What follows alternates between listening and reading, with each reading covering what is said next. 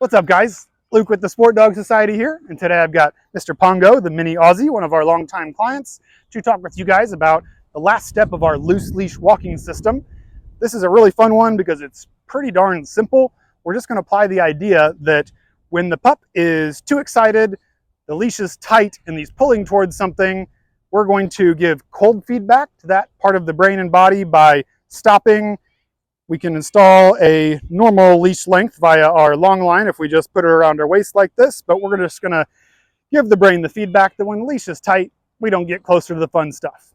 We take a step back, we stop, and we essentially show the brain that this energy does not get you more fun, whereas the opposite side of the spectrum, a loose leash, a body that's relatively calm and emotionally under threshold, that's gonna get us more exposure to dogs and all the exciting smells. And in that case, we're actually going to talk about how we apply this hot and cold game of leash walking to entering the dog park. It's a very exciting place, so it's important to have a bit of awareness that if your pup is way too excited and the dogs at the dog park are excited and they rush up to the gate, that is a recipe for a scuffle if we let them in right at that moment. It's good to arrive at the dog park and maybe take a lap around, do a scoop for, hey, who's here? Do I know anybody?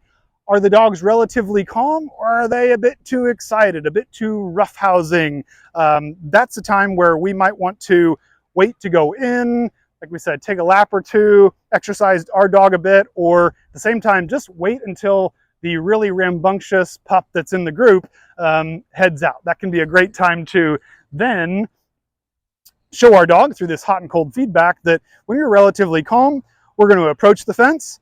If you're able to stay under threshold as we get closer, you don't necessarily have to sit, but we just want to make sure that you're not pawing at the gate, trying to run through. If you do that kind of over threshold stuff, we're going to do down tones. We're going to give some cold feedback by maybe taking a step or two away. If you still can't control yourself, we're going to take another couple steps away. And if you're still too wound up, we might take another lap around the park and get some water. At the same time, if we're being relatively calm, under control, we can approach the fence. We're not fixating or pawing or doing vocalizations that show that we're over threshold. Then we're going to say, okay, you were calm there. You were relatively calm here. If I open the gate halfway, can you still remain calm? Cool. You've earned, through 3 bits of warm feedback, your way into the dog park area. If we just have a bit of awareness, guys, around what the energy of the park is when we arrive, as well as how our dog enters that park, that is how we're going to train the brain later that excited energy, over the top, frantic, that doesn't get us in. In fact, we wait and we do laps around, versus if we're relatively calm, like Mr. Pongo here, polite at the gate, polite as we go through, polite as we enter, that earns us more freedom and more fun stuff. Right, bud?